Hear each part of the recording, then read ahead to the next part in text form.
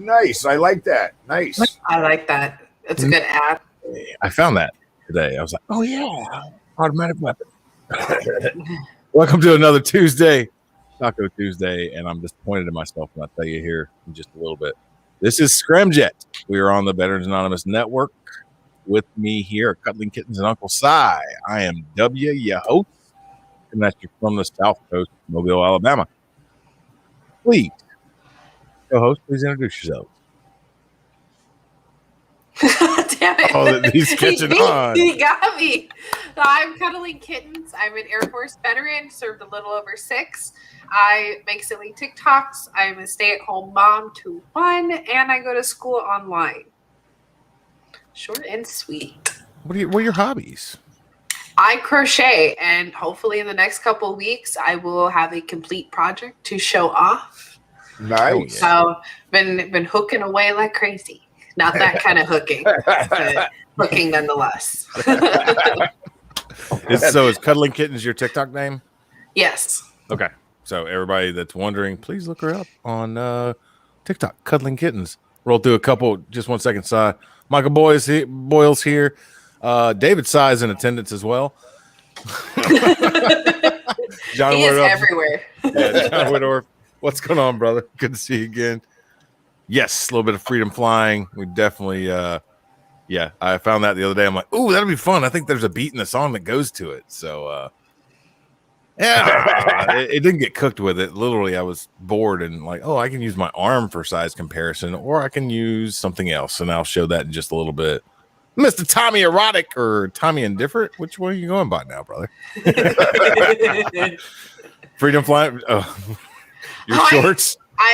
I'm currently, I'll give it a little teaser. I'm working on a sweater.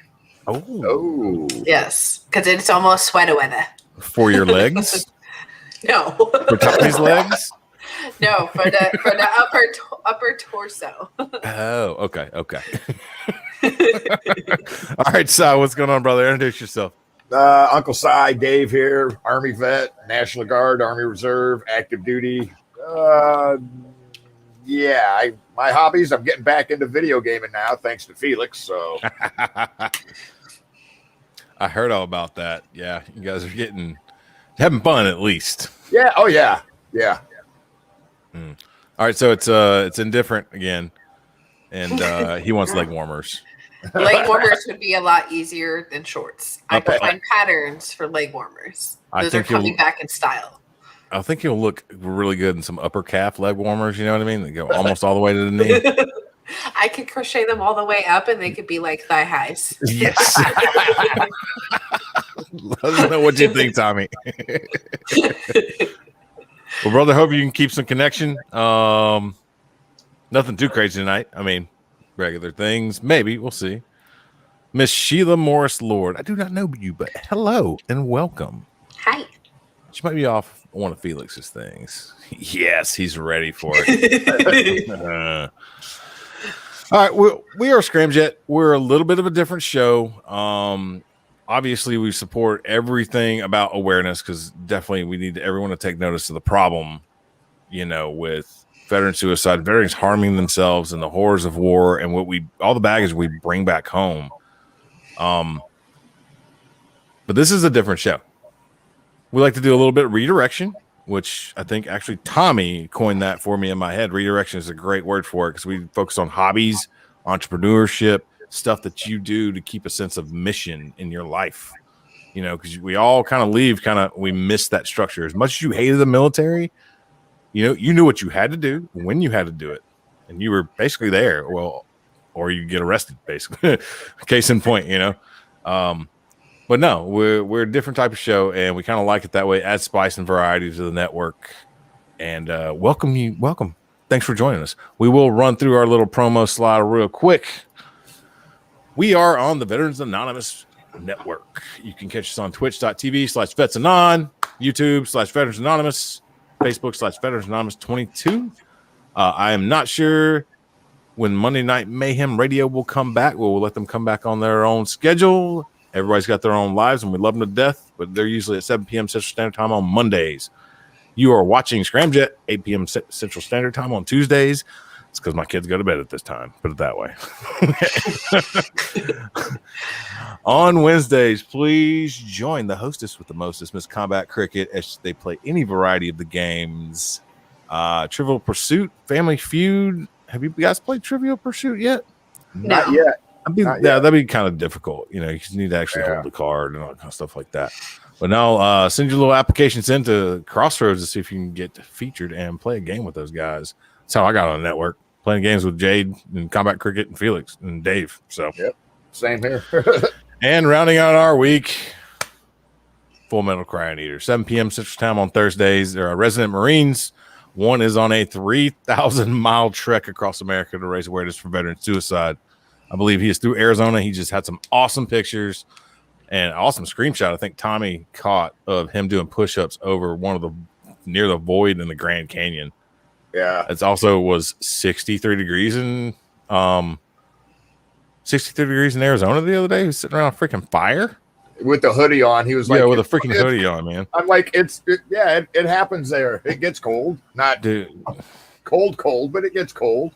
Yeah, but at the same time, it was 120 heat index here, dude. Oh, I know. I'm just like, holy crap. Almost. Yeah, as we're talking about him, you catch him because he's my brother. I believe he got a 30-day ban on his personal page where he's posting his push-up update videos. Yeah, he can't go live on his personal page. Yeah. And for some reason, he can't even do it on because he's my brother. So he's doing pre-recordings of push-ups and run updates and stuff. Yeah, it's messed up. It was something from 2014 or something crazy like that. Yeah. Who knows? It's we're not even going to mention the name. Whatever. Anyway, he's still on because he's my brother, and if you feel so inclined, please, he needs all the support he can get. His Venmo is down there. Got gas and supplies. He's taken 40 days off of work to do this. So anything that you donate will immediately go to his travels. If he has anything left over at the end, guarantee you it's going to be donated to Veterans Charity. So do not worry about your funds. They are safe. I think he already said it's going back to Tom's Save 22. Okay, going back to Save 22. I didn't know if that was confirmed or not. So I think that's what. Okay. What those, yeah. Okay. Zero problem with that. Oh yeah. Absolutely perfect. I am gonna take this off and I'm gonna share the screen real quick. This is 7 hours ago where he was. So here's a wrap for the next 7 or 8 days. For those who are wondering, I will try and post a weekly route. So if anybody would like to meet up with me, they can. Cool. So, yeah, he's getting right outside of Arizona, right? Yeah, that's the state line. I think he's got plans to meet up with Cricket on Thursday at Four Corners. Oh, sweet. That'll be cool. Yeah. Hell yeah. Hell yeah. So definitely give them a follow, a share, a shout out, anything you know how to do for him because he's my brother on Facebook and because he's my brother on Venmo. All right, we got all the introductions out of the way. Welcome again, Tuesday. How you guys doing this week? I'm a bundle of nerves. Oh. Here we go. I finished my paper. I turned it in. We are now on day 8 of no grade. Oh no! So I'm waiting for the instructor to take a look at my paper and either grade it, and if the paper's not going to receive a passing grade, for them to kick it back so I can make revisions. So I'm kind of on hold. I can't really start the next class until this paper is done and graded. So it's just like, great. I'm gonna crochet my feelings. Yes, for the most part. Crochet my feelings. Yes, it's better than eating them. True. Or drinking your feelings, I drink because it's freaking enjoyable. I mean, that's why I drink. I'm really into Truly lemonade lately. Go get another beer. Oh, there you go. Yeah, this past week for us has been brutal temperature-wise. Looked on my little weather station outside. It's one of those AccuWeather stations, and it's pretty decently accurate. And Sunday at a little after 12, it was 123 heat index outside with a real temperature of 98. It was just stifling, dude. It was Yeah, you couldn't walk outside on my deck without flip flops or something, obviously. And any more than like 10 minutes out there, I was just pouring sweat. Holy cow, it was ridiculous, man. Well, you have humidity out there, don't you? Oh yeah, it wasn't all that bad because it was still 70, sometimes 80%, which is way more than most of you guys are used to. Way more. Yeah, it's just you walk outside and it's like like you're like, oh my, oh.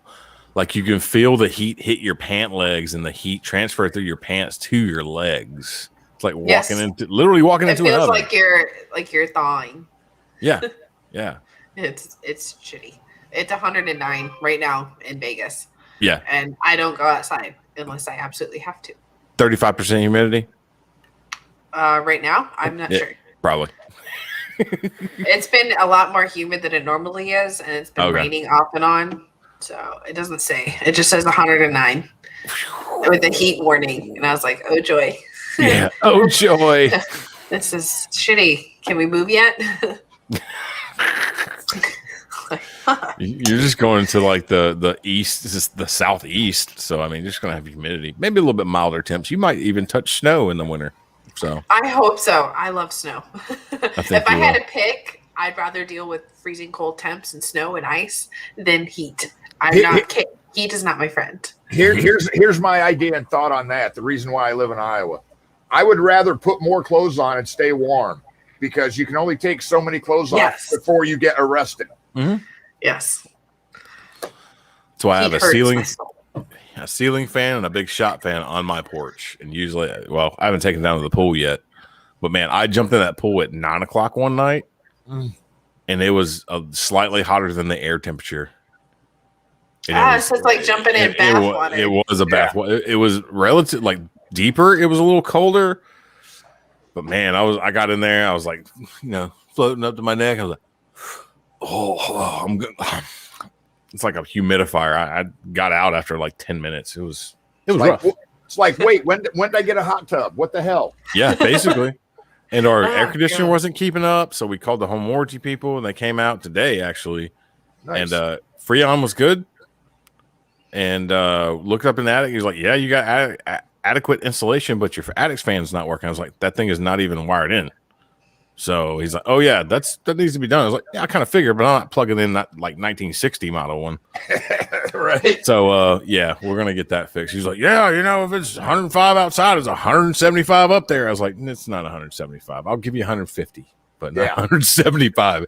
It's 175. I'm just gonna start cooking bread up there. I mean, come on." Well, and see, my point with either temp extreme, like when it's below zero with negative and wind chill, or when it's over a certain 120 something. It doesn't matter. It's either freaking hot or it's freaking cold. I don't care what degree it is. It's like it doesn't matter after a certain point. Yeah. Tommy says he's in the Yeah, but he lives out in the sticks and the hicks. The nearest thing he's got turkey and deers walking. That's all it's going to see him on his deck. There she is. Come back, Cricket. Hi, darling. Who else? Mid-80s in Sweet Home, Alabama. Okay, you're close to me. I'm in Mobile. Yeah, it was quite a bit cooler today. It was 90.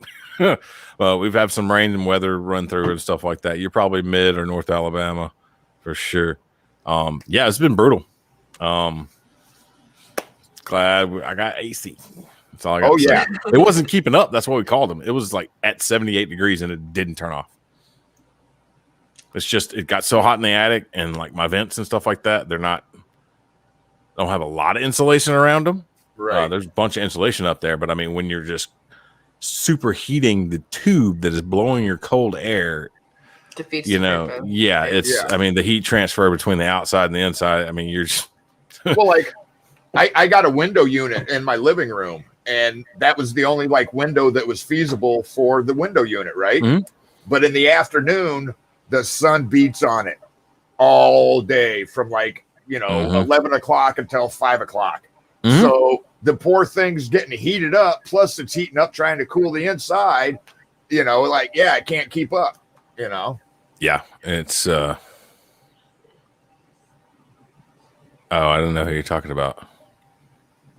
Whose hobby? Who are we talking about? You're having are you guys having an internal conversation in our comments and not involving us? I'm a little left out. I'm a little hurt.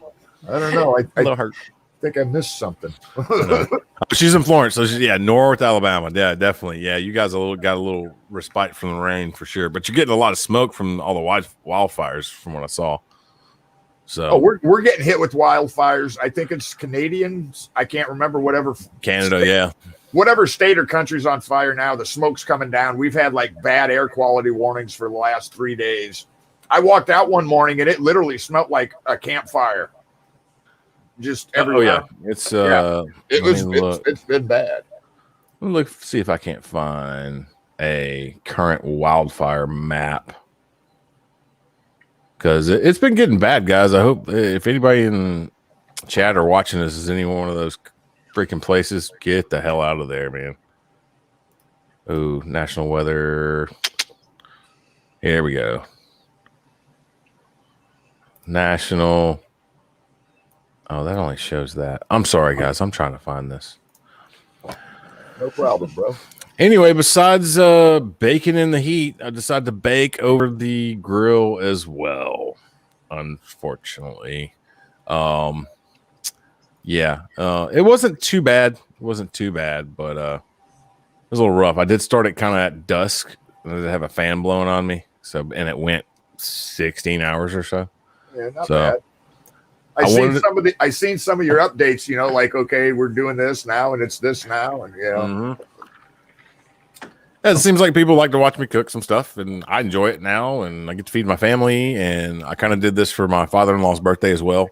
Nice. That first brisket I did on the Masterbuilt, he came over. It was for my daughter's birthday, and he just would not stop talking about it. He called my wife 2 hours after he left. He's like, "So what did he do? How did he?" He's like, "Dad, why don't you just call Webb?"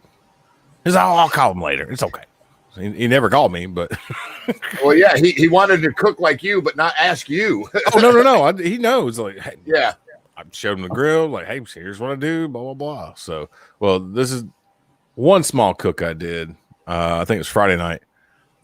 Just a couple spare ribs. Didn't sear them or anything. Mixture of barbecue sauce, original rub, and some other stuff that I cooked up together. I like doing my own red rubs. Paired it with asparagus and mushroom sauteed in the big freaking skillet.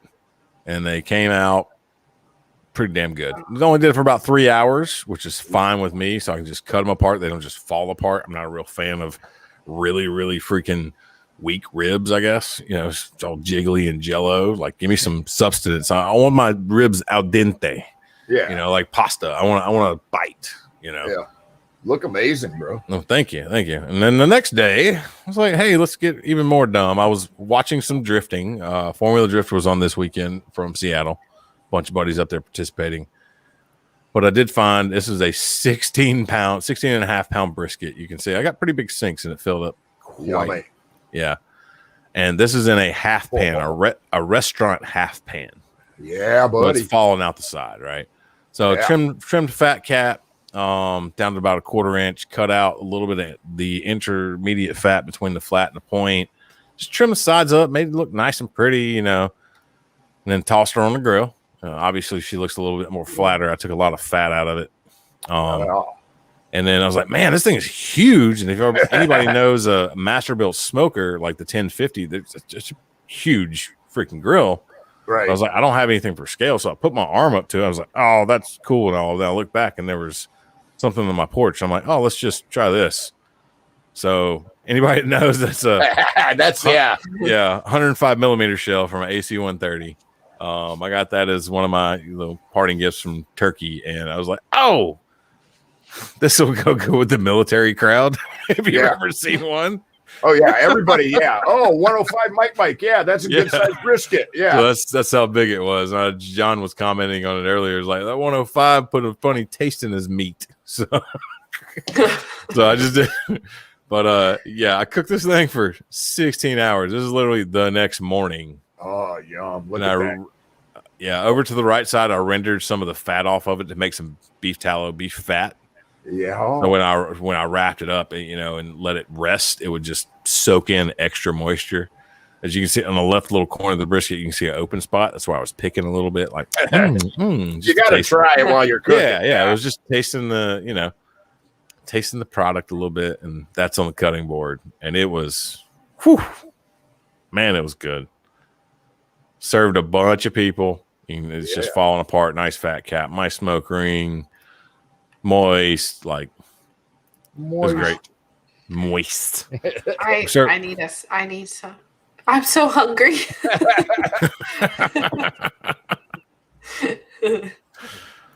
Come on over, Joey. You ain't too far, brother.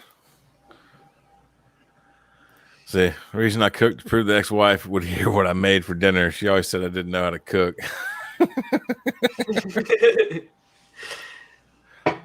I tell my husband I can't cook just so he'll cook for me.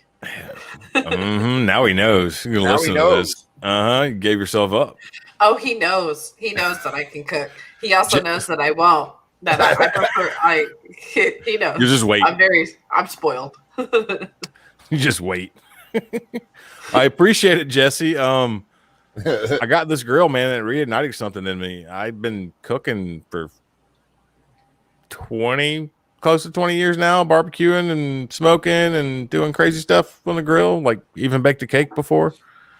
But I got kind of tired of cleaning my barbecue barrel out and doing all this kind of crazy crap. And, I forget a drip pan in there for like a couple days and it starts stinking. I'm like, oh no. Like this Masterbuilt 1050 that I have is awesome. I mean, I'm not a spokesperson or anything for it, but I mean, it is what the doctor orders for this old broken down dad. Like I pour some freaking charcoal in it, light it up, set it at the temp, and roll out. Nice. Done, dude. I love it. I love it. Miss Sarah Bonner, how are you doing? Hi. I will, brother. We're somebody around this area with the crew I run with. We're gonna plan probably something for the last round of Formula Drift, more maybe in Pensacola, maybe here at my house because I have the pool and everything. I don't know yet, so I'll let you know for sure. I'll let you know. Nice. It's not too far of a drive. He's down there in Louisiana, I think, home in Louisiana, down below New Orleans, where they catch some alligators.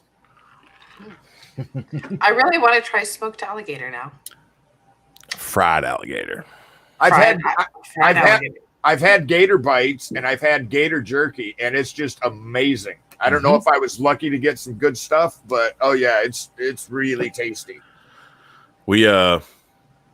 My kids are crazy and they like everything I cook basically, which is awesome. They have a very diverse diet when some of their cousins are only eating chicken nuggets. You all know those kids, but no, one day my 8-year-old, 7-year-old at the time was like, I want to eat an alligator. No, it was my 5-year-old. I want to eat an alligator. I'm like, you do you?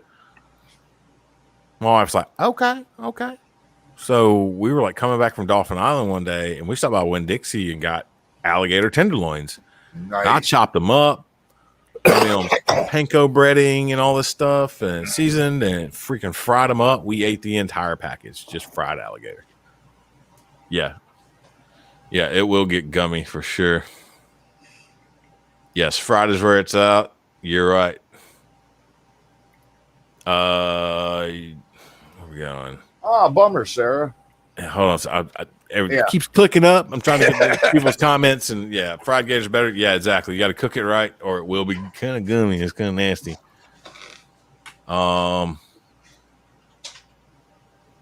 French rack of lamb. I do want to try that as well because this is not just a smoker. You don't have to put any smoke to it. It's literally a charcoal oven, for lack of a better term. So definitely Well, in the room, like from both of your guys' videos, the room that you have in there with multiple levels is unbelievable with that thing. Yeah, there's so much diversity in it. You can use it any kind of different way. Yeah. Come on, Jade. All you gotta do is watch me and Felix. Literally, this thing is push button, and just watch a YouTube video or two. It's pretty easy. Don't be afraid of fire. Dang, half marathon. Wow. No thanks. Not me, sorry. You see me running, try to keep up. Yep, Jesse, for sure. If you're gonna try that, let me know. It's but Boom. Yeah, that's always a heartbreak for sure. Always a heartbreak for sure. We recently had to say, I found my cat.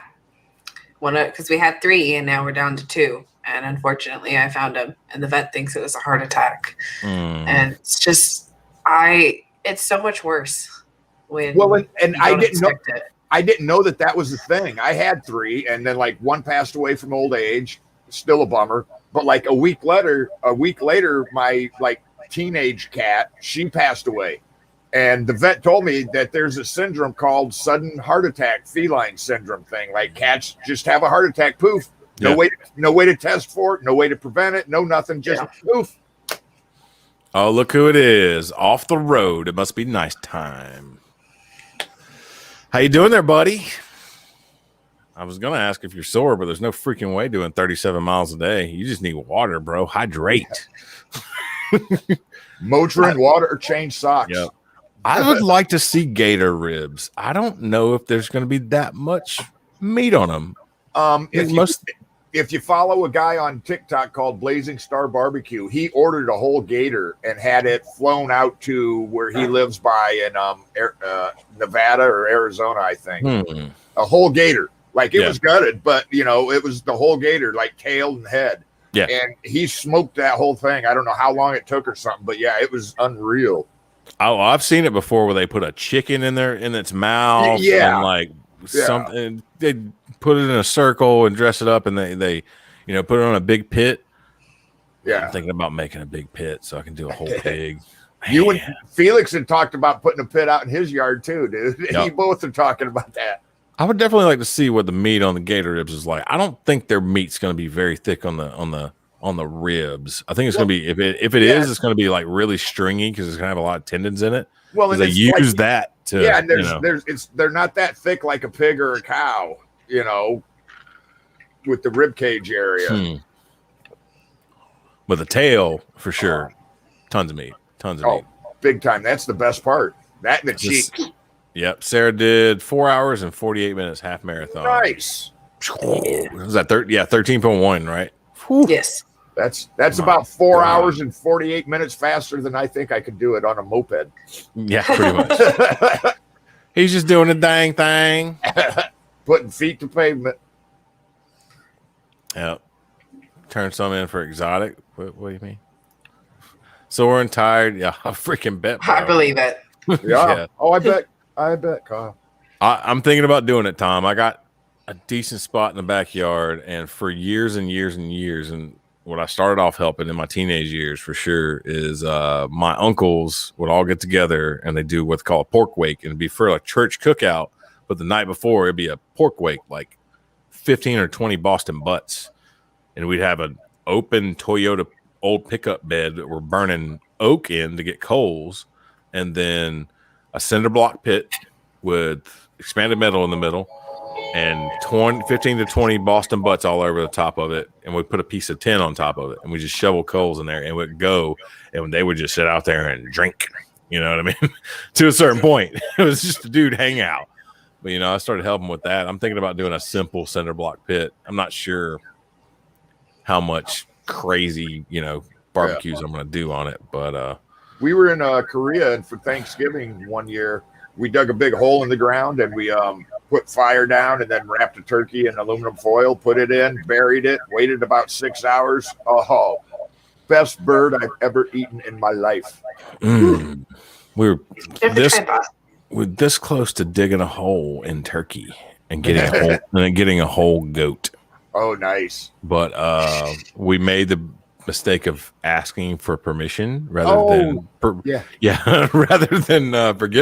Yeah, it's always better ask for forgiveness is always better than asking for permission, right? Yeah. Dude. Oh, okay. So Tom turned in gator ribs at a competition for an exotic dish. Okay, I get it now. Say that in one sentence, bro. See. So I had 11 hours with my goal. Wow. 5 hours. So beat my hell yeah. Congrats, sir. She's out there doing all kinds of stuff. Yeah. Howdy, what's going on? Again, brah, you going to the corners? Brah. Go get you some foods, man. Yes. Protein. Bring me some. I want food too. Yep. Here's my dad in here. We killed a bunch of trees. Yeah, pecan, oak. Yeah, exactly. Nice. For sure. Yeah, like I said, we did do an entire pig. It got shipped down from Ramstein. That was for a squadron activity. And we borrowed a smoker from Outdoor Rec. We set it up behind our commander's house. He ran a couple extension cords out there, gave us the Wi-Fi password. Nice. We brought like squadron vehicles out there. We had a bread van, and we used the bread van to transport everything around base and bring it over there. And like we sat out there for 24 hours. 24 hours. I didn't do the whole 24 hours. I did 16 or so, but whew, it was nuts. It's always funny, like over in Korea, we would, it was a command sponsored event. So you could use Humvees or Deuce and a Halves to transport stuff. It's like, hey, what are you doing? We're barbecuing, you're driving a Deuce and a Half in a Hawaiian shirt. Wee. I know, Sarah, we were like this close. Yeah. This close. I had a good old Alabama boy with me over there too. He grew up about 10 miles from here, and we got to be good friends. But we were renting smokers every other weekend, man. So Kyle will be at the Corners tomorrow, but he's coming back to Thursday to meet Jade. Yeah. Cool. Yes, that's what we were trying to do. I had a couple Hawaiians that were stationed with me. Actually, a guy that went to tech school with me ended up stationed with me there, like 9 years apart, never seeing each other. Got stationed together. He's like, we'll do a Kahlua pig, bro. Get some banana leaves. Like, he was like ready to rock and roll. Nice. So, man. Yeah, the guy that did the turkey with us, he was from Kentucky. He was like, hey, trust me, guys. This is how we do it in the hills. You're going to love it. And I'm like, all right, fuck it. Let's do it. Let's get a turkey. Dude, we had goats. That was the meat in turkey, man. That was the meat in turkey. You know what I mean? So they don't eat a lot of pig. Fucking not in the Arabic countries. So, yeah, not a lot at all. So that's what we're going to get, a goat. And goat's good. I had it there. They cooked, Turkish cooked a good bit of it. And it was delicious, dude. Delicious. What's going on, Donovan? Right. Bought 2 sheep for Christmas in Iraq. Back in the MRAP and fed them muffins for a week. Muffins and cereal. Yeah. Basically flushed them out and replaced everything with some good sweet stuff and grains. And it's actually a really good idea because that's what they do to Kobe beef and Wagyu beef, man. Like they ate grain and enriched grain and stuff. So that's yeah. Don't make me buy a sheep now. My kids are gonna hate me when they see it on the grill. I saw a commercial for I think it was Whole Foods meat, and they actually did a tagline on there that their cows are raised vegan. I'm like, what were their choices? I hope so. I was like, really? Who doesn't realize that all cows are vegan, people? There's I'm not gonna go find the meme, but somebody put up a post. It was like this yogurt or whatever, and it circled the side of the bottle, and it says the name of the cows, right? And it was like Mary Elizabeth and Rhonda and blah blah blah and blah blah blah. And some girl was like, "Oh, it just goes to show you that the consuming of animal products is parallel with misogyny." Somebody's like, I don't know. I'm pretty sure yogurt from a bull is going to taste way different. Yeah. Maybe trying to be all woke about it, try to be completely woke, like, oh, misogyny, misogynist. Like, well, all right, you go milk a bull. That's like that one where they show a piece of steak and they're like, hi, my name was Chloe. And then they're like, could you eat this? I'm like, oh, yeah. Little beans, little mashed potatoes. Bro. Chloe's good. Yeah, Like Donovan, why is that spicy? Oh, no. Why is it chunky? This tastes like fucking cottage cheese. Oh, my God. Ooh, thanks. We're going to move on now. So, leftover brisket, right? And we went on the grill probably at 14 pounds after trim. Obviously cooks and dehydrates a good bit. So I'm saying it probably came off at 11 and we maybe ate. I'm not even sure. a little less than half of that 11 pounds. So we still had 5 pounds of brisket. And last night I'm sitting around like, man, we got all this brisket. What are we having for dinner? And I'm like, ooh. So boom. Hash browns, onions, sweet peppers, briskets, of course. All in the cast iron. Threw a couple of eggs on top. Bam, let it simmer just a little bit. Then cheese it up for sure. And then in the oven. In the oven for like 10 minutes. I turned the top broiler on low for about 5 minutes just to melt the cheese down and stuff like that, and cook the top of the eggs. And the pan still had heat, obviously, and left it in there for another like 7 minutes on 350. Came out like this, and man, heard somebody call it cowboy hash. So yeah, pretty much it's basically you got leftovers, you mix it up, boom, you got dinner.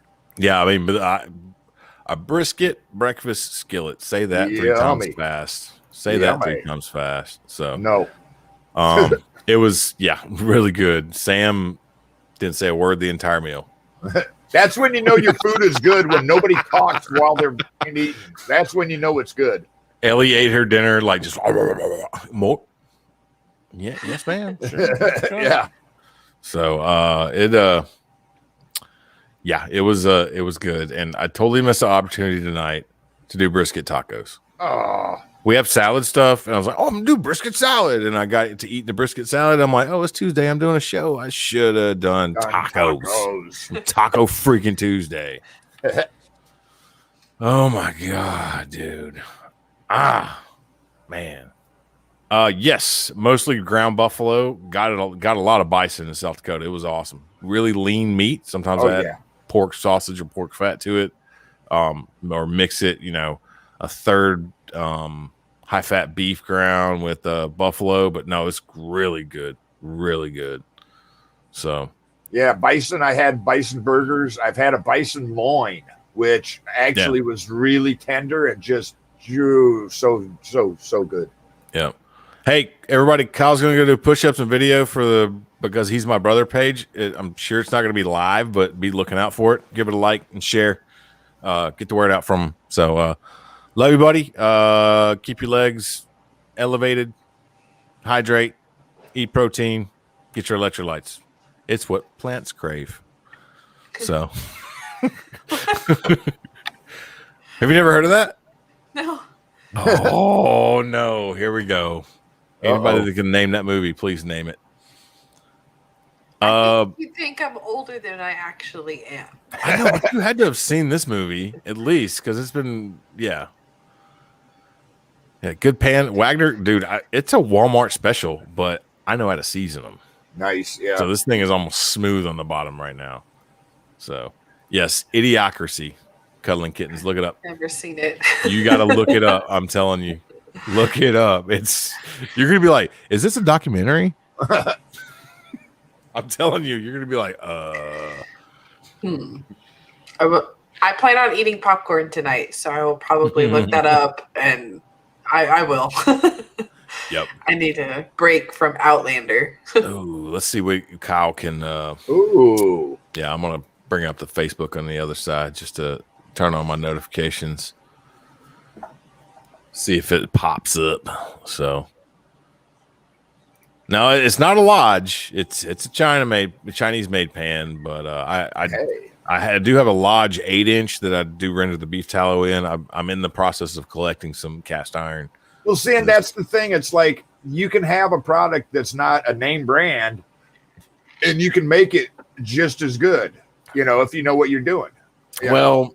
It's weird with cast iron because it all depends on the alloy. It all depends on the casting and how they cast it, how they let it cool, and like literally the structure of the pan. Oh, I know. Because if you don't have metal integrity is a big thing. Yeah.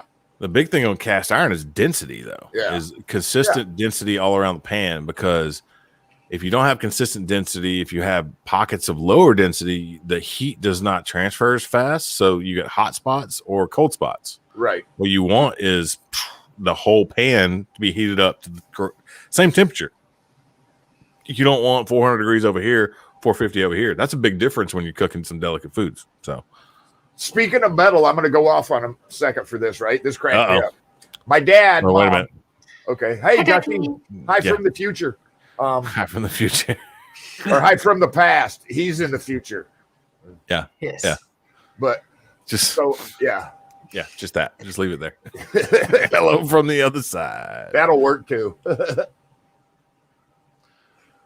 What's up, metal? But yeah, so my dad was a welding instructor at a community college here. He was like the professor emeritus of the whole welding department, and he tripled it in size over like 20 years, right? Big guy. He knows he was authorized by the AWS to weld and test overhead, vertical. I mean, he could do it all. Then he retired. This has been about 3 years. And I told him, I'm like, Dad, I know you. You're going to be bored. No, I'm not. I'll be fine. Yep. Well, he got bored. He's applying back at the same college he used to teach and run a whole department at, and he's applying for a teacher position in auto repair. He got bored. I'm like, you really think you're qualified for that, Dad? I mean, you've only done it for like 30-something years and taught it for 20. You think he goes, I don't know shit about auto body. I'm like, but you can weld soda cans together that are full. I've seen you do it, It's a different discipline. He's got a. Yeah. I mean, it's your dad. He's got a good head on his shoulders. Obviously, mechanically inclined. If he's that big good of a welder, he's just going to have to learn the characteristics of metal in that particular application. Other than that, but it just cracked me up because like he doesn't come by. My mom and dad, I live about maybe 30 minutes from them. Yeah, and I see them maybe once a month, if that. Ooh, yeah. They don't come by my house because we have different ideas of lifestyle. Anyway. Yeah. And so I look out and I see this truck in my driveway, and I don't. They must not like barbecue. Yeah, yeah, it's barbecue. That's what it is. Barbecue. But so I look out and I see this truck in my driveway, and I doesn't click that it's my dad's. So I grab my fucking EDC, and I'm like answering the door, and I'm like, "Oh, hi, Dad." He's like, "What were you gonna do? Shoot me?" I'm like, "Well, if you weren't my dad, probably." And he hands me this. Is that a metal plaque? No, it's a bumper sticker. Oh, it looked like it was like a metal plaque. It's just still sealed in plastic. I'm not sure what to do with it, and I'm not sure quite how I feel about it because the VA did it. Our tax money is going to stickers. The advertising for the VA. Treat veterans like shit. So. Right, but my dad's a nom vet, and just in the last 2 years, he finally went to the VA. Yeah. And I'm like, Dad, I've been telling you for freaking years. He goes, oh, I know, but I could do without him. And so it's just like that whole day kind of like threw me a curve. It's like, for one, my dad came and visited. He never does.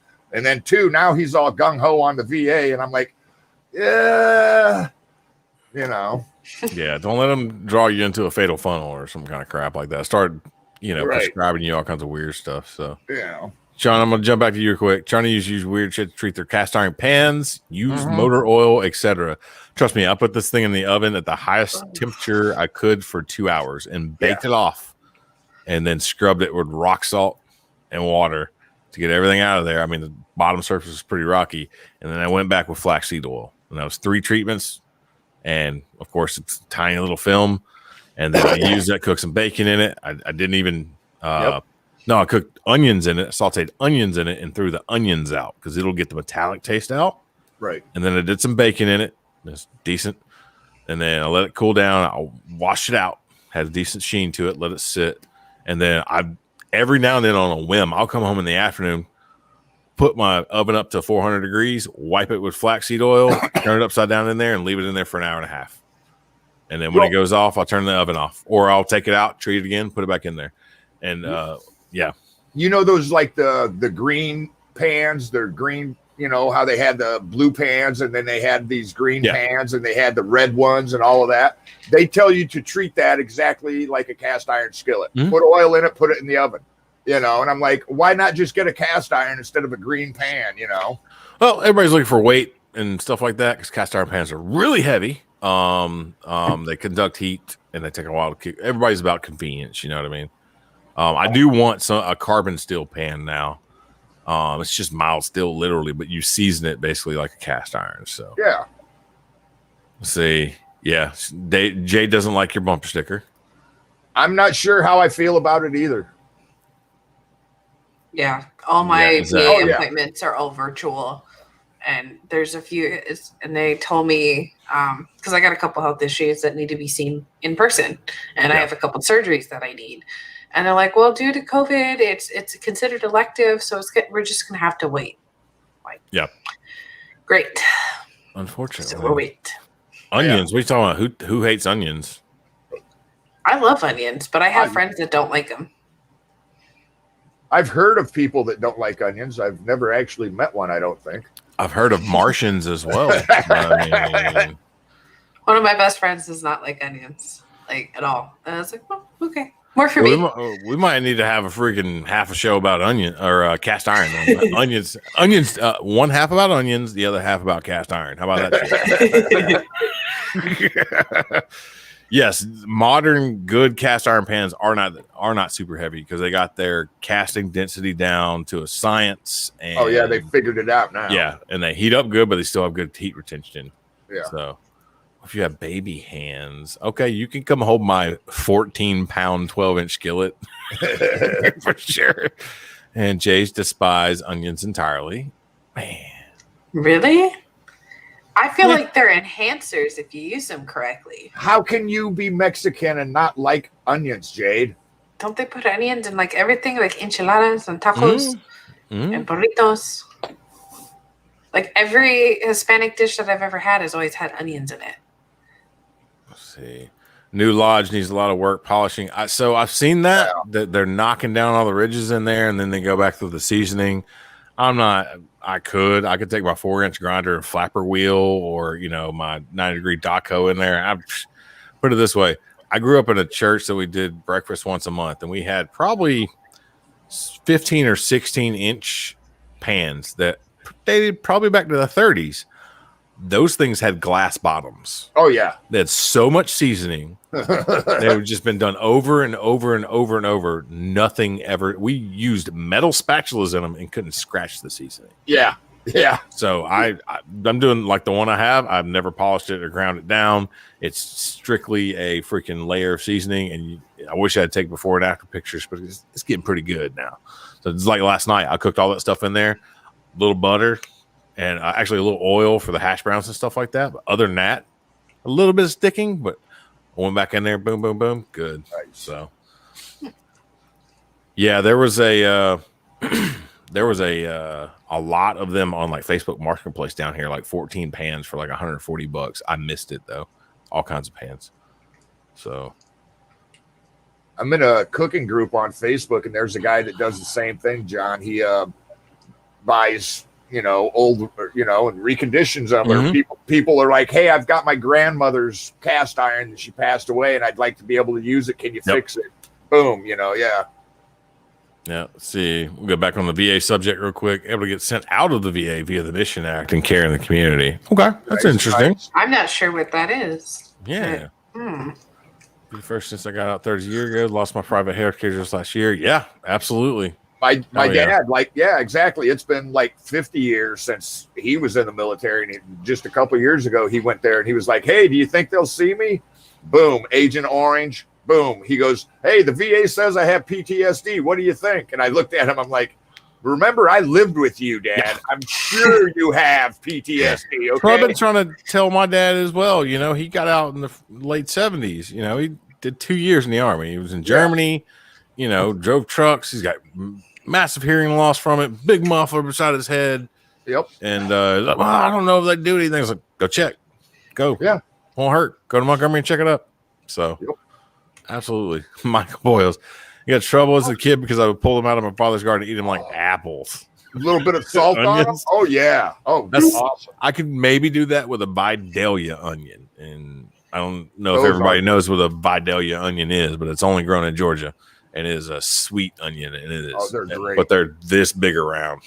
Yep. They're not a little yellow onion. It's like tiny. No, they're You get a good size Vidalia. You throw some. You do the blossom yep. And, oh man, that thing is incredible. Yeah.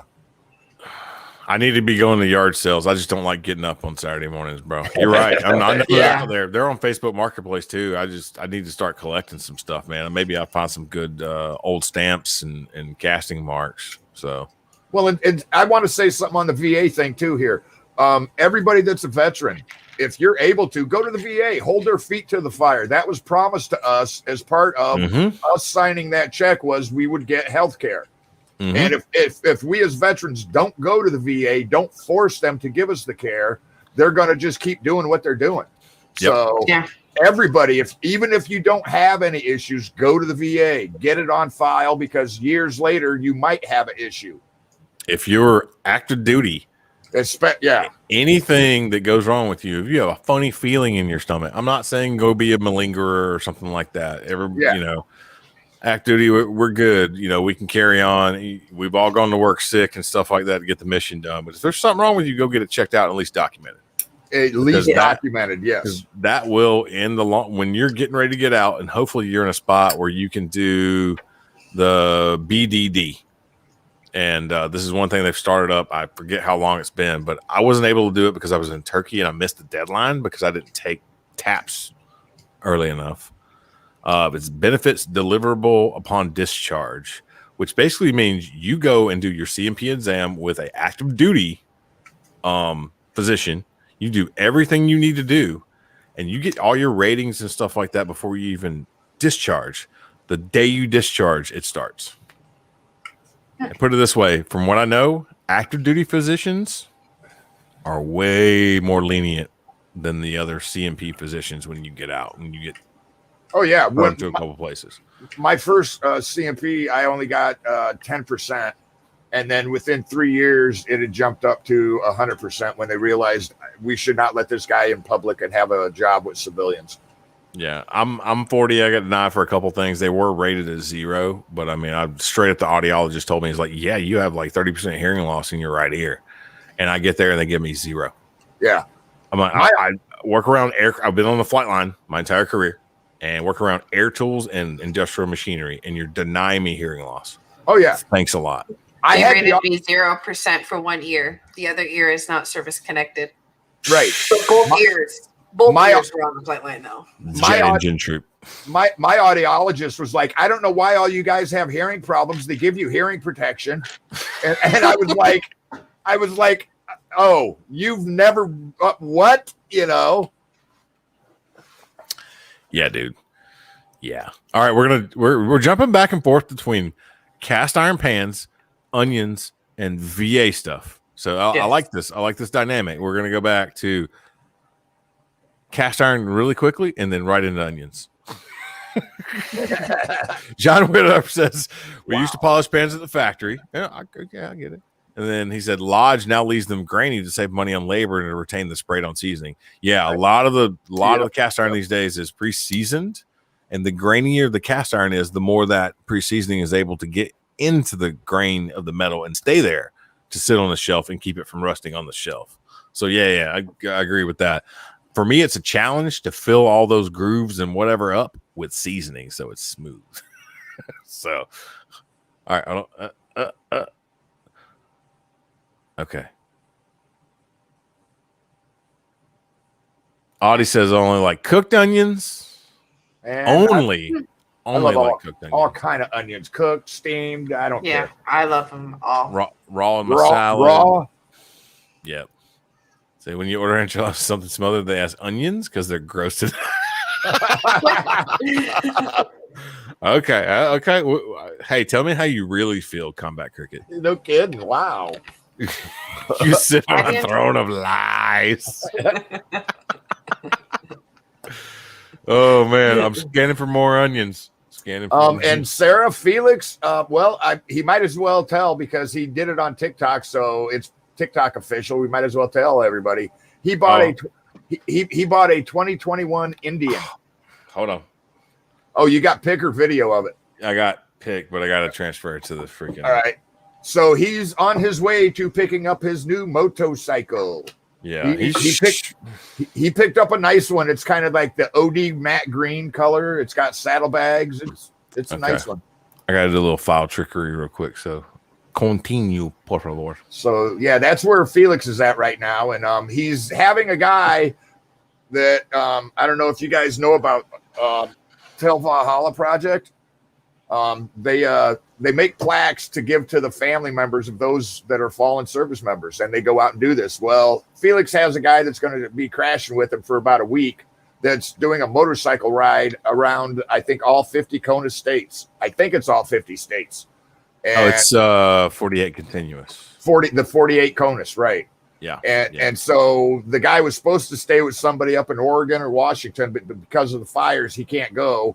So he's got a little time. So he's crashing with Felix for a week, and they're going to motorcycle ride, and Sturgis is starting. It's like all coming together. Yeah, let me check that real quick. I'm not sure it's a ride or the project is slightly different. Right. The Valhalla Ride project. Well, Felix said it was connected with them somehow. So, because I asked him about it. Very well might be here. I'm going to share the screen real quick. Trying to do 4 things at one time, folks. It's okay. Right. We'll get it done. Trying to upload Felix's of his photo. Upload photos of Felix's motorcycle. It's giving me a Sarah. Sturgis is like the biggest motorcycle rally in the world. Can you guys still hear me? Yeah. Okay. My Chrome is freaking out. Bummer. We can still see and hear you. Yeah. Okay. It's all good still.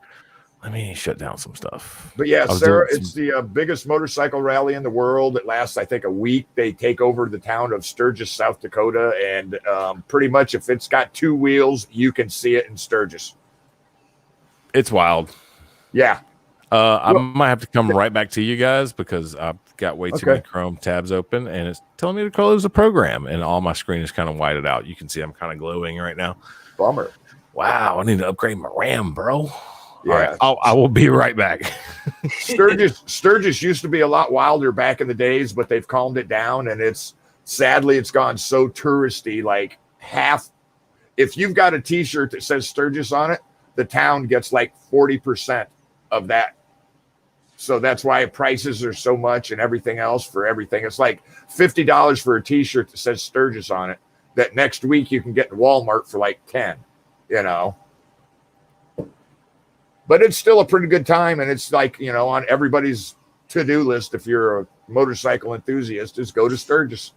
What do you mean Sturgis used to be wild? It still is. At least it was last time I went. It's calmed down quite a bit from some of the people I've talked to. I mean, I lived there for 3 years. It wasn't that calm. I heard some people from in the 70s, bro. Oh, yeah. Okay. That's what, when I'm saying calm, it's compared to the 70s and 80s. Well, Cy, most of our audience doesn't have that frame of reference. I know. I mean, Audie and you do, and and a couple other people, but yeah, you can't wear colors anymore. You can't do the topless thing. You can't, do burnouts on Main Street no more like you used to be able to. You can. You just got to be safe about it, and willing to pay the ticket. Sturgis cops can't are go actually topless anymore. That's new. Public indecency. Yeah. So this is the guy that's staying with Felix right now. Valhalla Ride Project. You can see he's in Cody, Wyoming to Rapid City, South Dakota, Wyoming Veterans Memorial Park. Part 1. More phones coming. Remember the sacrifice all these veterans from the state and the nation. Don't have a typical Monday. Have a great Monday. Remember the freedoms that you have. I don't think he's got any pictures from Rapid City right now. Felix has sent me a couple pictures. So I'm trying to get into those right now. Great little project. We'll put, and man, come on. All about getting the word out there and letting veterans know they're not alone and there is help. I know. Don't you both you guys have admin privileges? I do. Okay. She does. I don't. Can you see all the banners and stuff like that? Oh, yes. I can see the banners. Yeah. Jumping Valor. And yeah. Okay. I might need you guys. We might need to, coordinate a little bit more on this, like throw some different banners up every now and then, like pass it down, talk to it, blah blah blah. But I haven't had a banner going up the whole entire show. I usually do all the different banners that we have from different organizations that we really love and adore and we believe in, so to speak. So so right now, jumpforvalor.org, that's one thing that Sarah Bonner's introduced us for sure. I'm gonna create a banner real quick.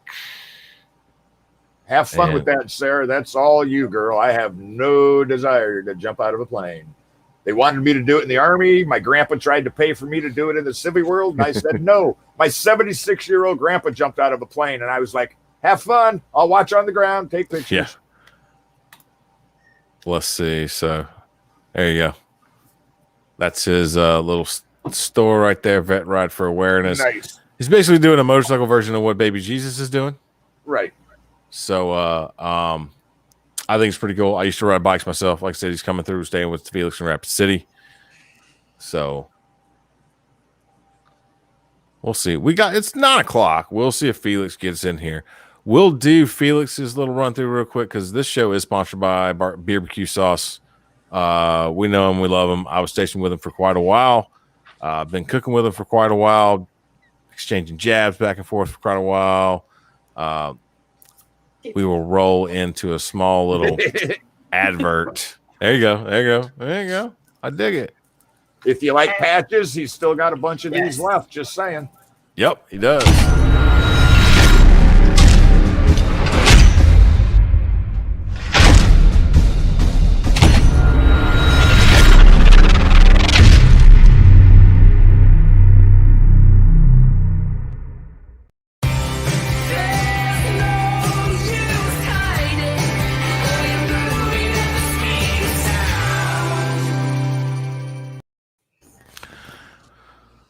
Scram, Jett is brought to you by BBQ Sauce. Felix is my brother. We're talking about because he's my brother. Felix is my brother. He's literally listed as my brother on Facebook. You can go look it up. This is Felix and this is his company, BBQ Sauce.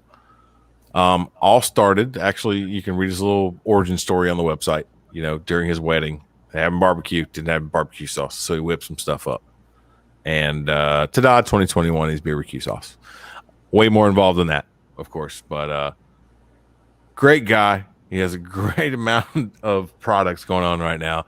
Me and Cy definitely both have the Hawaiian shirt, Cuddling Kittens. Did you order one or get one? Yes, I have one, and I bought one for my husband. Okay. And my husband's been wearing that thing like everywhere. Oh yeah. Me too. Right now, he actually did go to the Sacred Mountain Retreat up in Deadwood, South Dakota, which is not far from him. He thought it was going to be this whole kumbaya and, you know, Birkenstock wearing kind of hippie fest, but no, it was the best experience of his life. So right now he has put them on his sauce jars, and all proceeds go to the Sacred Mountain Retreat Center, where the hills heal the heroes.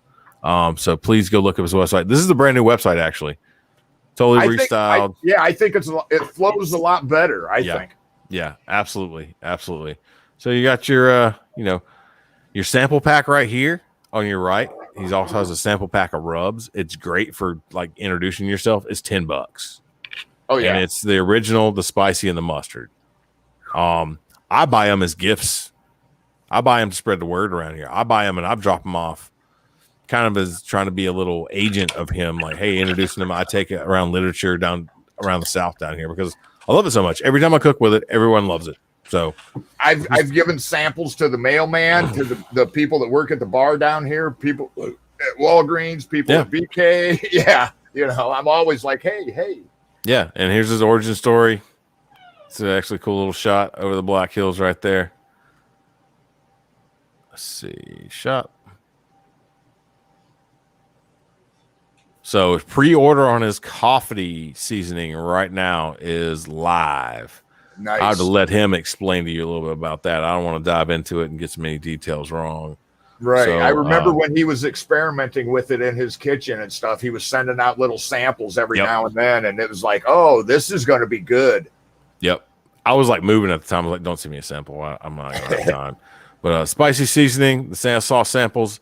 Here's the seasoning samplers right here. They're in small little full, resealable full bags. And thought I saw someone the other day use it when they were camping.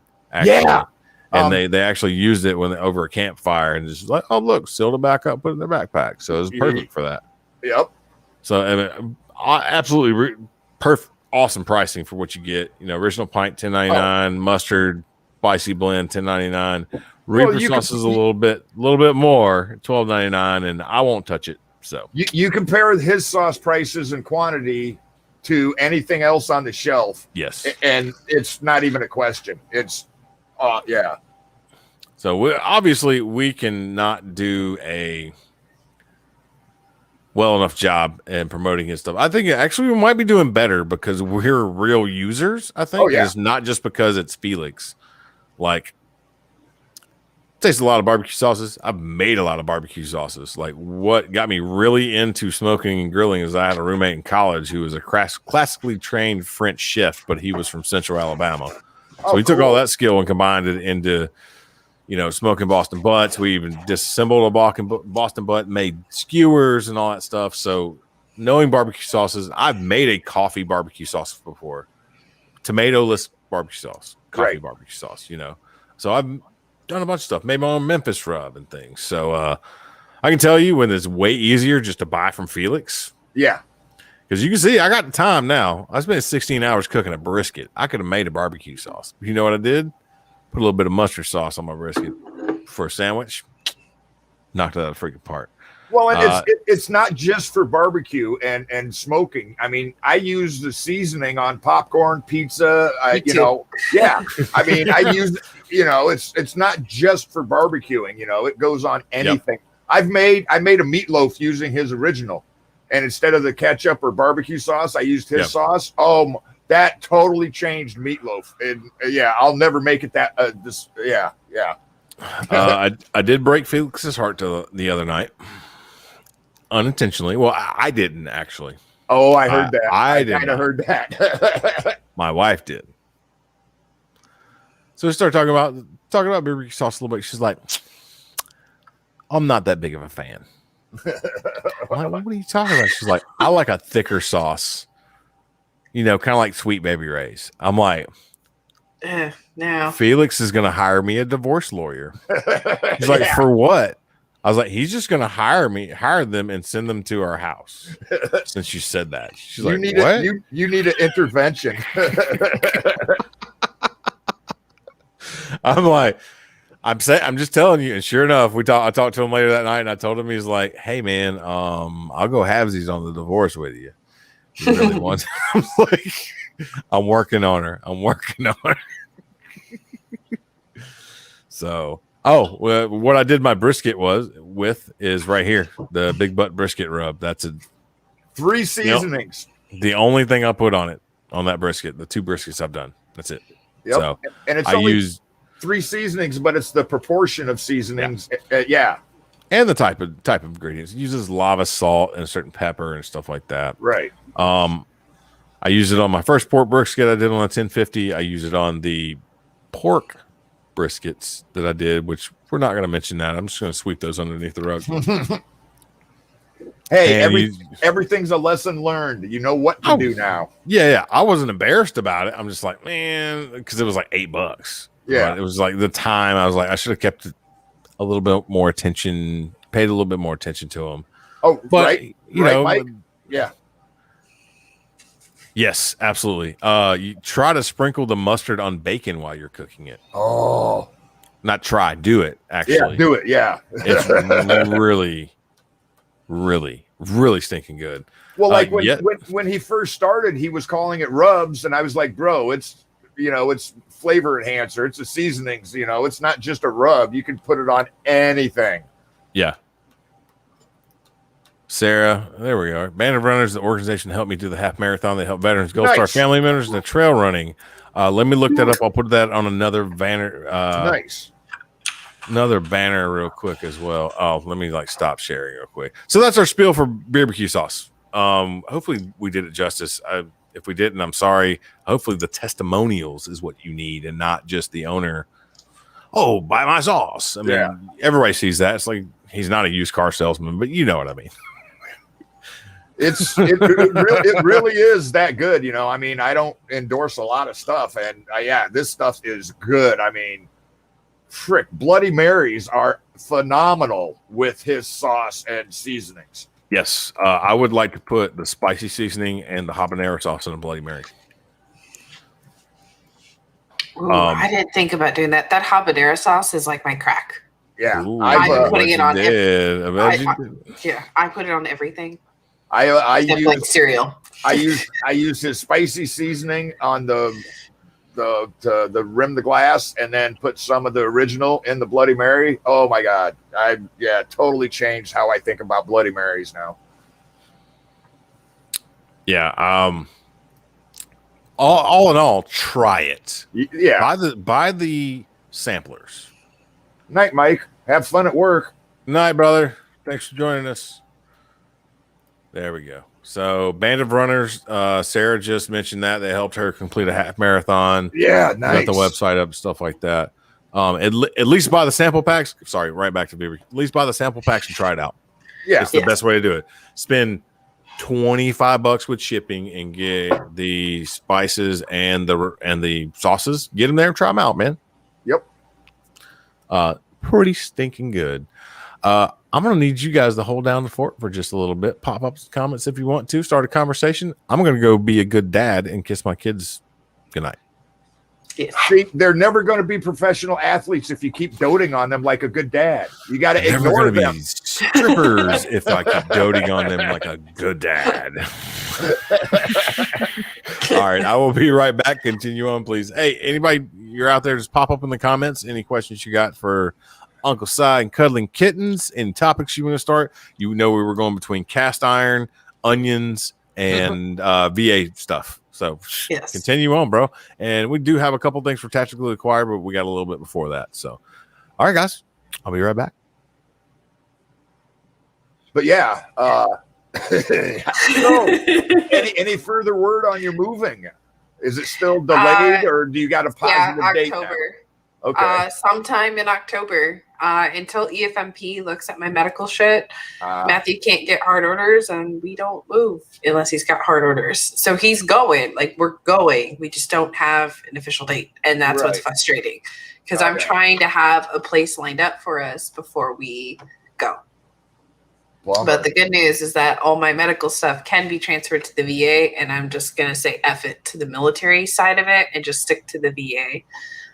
Because at least in my experience, it's been a lot better than what the military medicine's been doing.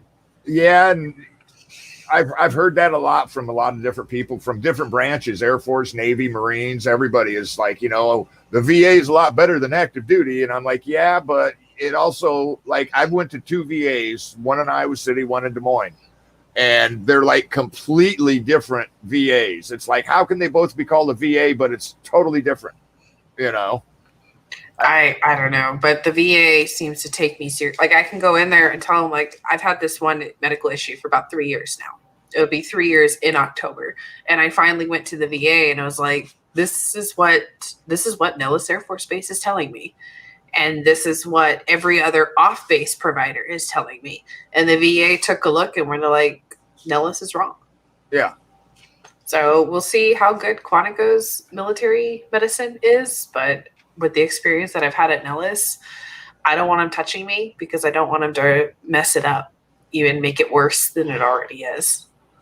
And then there's no recourse because you can't, like, you know, sue them for malpractice. You know, you can't come after, if they screw something up, you can't come after them like you could a civilian doctor. You know what I mean? I can. Because I am a civilian. So if anyone out there is having issues with military medicine, file a complaint with the Joint Commission. That is like Big Daddy OSHA coming in and raining holy hell and doing an investigation because of shady shit happening on the flight line. Go to the Joint Commission, file a complaint, and yes, now you can sue them. Oh, okay. I had heard they were talking about. I heard they were talking about it, but I didn't know if they had finally okayed it or not. And yes, they're, like I was saying, 2 VAs, 2.5 hours apart, and they're totally different VAs. You know, I'm hopeful. I've also been told that, and that Nellis is just kind of like Nellis knows that they're shit and they just don't try to improve it. Right. So I'm hopeful. That was kind of like Iowa City because they were so tied into the University of Iowa. They would have so many interns and everything coming over. And so, like, you know, 1 week you'd see this doctor, next week it was another doctor, next week it's another doctor. And so, you know, continuity is a big deal with a lot of veterans. We like to have the same person and the same thing. Because I don't want to have to explain it every single time I come in for an appointment. Like either read my chart or give me the same doctor. Exactly. Like, and with how much anxiety I have just from leaving the house, I need that consistency where I know who I'm going to see. I'm comfortable with them. When they throw, you know, they give you a new doctor, it's like, I don't know what to do. Yeah, I don't exactly. And it's like whether it's a medical doctor or a psychologist or psychiatrist, when it's somebody new with anxiety, you're like, okay, I don't know what this person's like. I don't know if I can be as open and honest as I was with my last guy or not. Nah. And they don't realize that's what's going on in our head as we're sitting there going, yeah, hi, how are you? Nice to meet you. You know. Yes, and I get so worked up that I forget to ask questions, or I'll forget little things, and then I come home and I'm like, crap, I should have said this, and this. Oh yeah. And now I'm frustrated, and now I have to make yet another appointment just to cover everything that I forgot. And then the anxiety just keeps going like that. Yeah. Because like you're sitting there and you're like, oh, I'm fine, doc. And then you get home and you're like, fuck, I forgot to tell him about my knee, you know. Yeah. Because you're just like so anxious. You're like, I just want to get in, get out. Everything's fine. See you later. Bye. Poof. Yes. Yeah. I'm hopeful, and everything that I've read, like on Reddit, you know how Reddit threads, they talk about VAs and the ins and outs, and it's not really censored as much.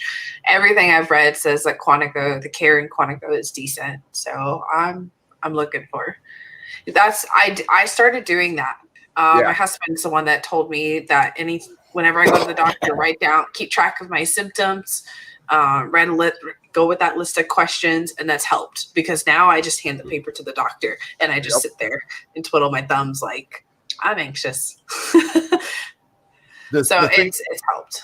Yeah, the thing that used to get me in Iowa City was because they'd have these like interns come in from psychology or psychiatry, and they'd be like half my age, and it's like, you could tell they had no clue what the military was like. How am I going to talk to somebody that has no clue what the military is like about military stuff, you know?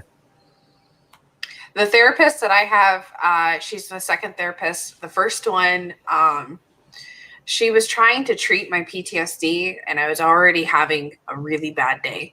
And I wanted to talk about my bad day and the medication that they had me on was making me feel angry for no reason. Right. And I asked her, I was like, I am angry. I am so angry and I don't know why. And she's like, well, here's some coping skills. I'm like, I need to get a hold of my psychiatrist to see if it's safe to stop taking these meds because of the symptoms I'm having. She goes, oh no, you need to stay on your medication and just do deep breathing exercises for your anger. Yeah, right. Count to 10. Yeah. And I'm like, I'm already angry to the point that like I'm ready to chuck shit across the room. Like breathe. I'm past the point where breathing for me would be beneficial. I need to talk to somebody about the side effects if I quit taking these meds like now. Or do I need to be weaned off them? She goes, well, I don't really deal with medications. I was like, well, then can you put in a referral so I can? So I ended up just getting a new therapist. I was like, this lady is something else. The last therapist they tried to send me to, I walked in, and this is no joke. She had Birkenstocks. She had toe socks that were rainbow colored up to her knees, a denim skirt, you know, and I was just like, yeah, this ain't going to work. This is just not my kind of person to relate to, you know. The one thing I don't like about the therapist that I have now is some of the comments that she's made sounds like she's very feminist, and I'm not. Yeah. I'm like, because I forget what we were talking about, but she had made a comment like my husband should not be I have a patriarchal marriage or something.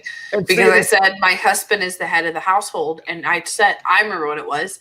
We were talking about I forget exactly what it was in regards to, but I had made a comment that, well, I'd have to talk to my husband about that.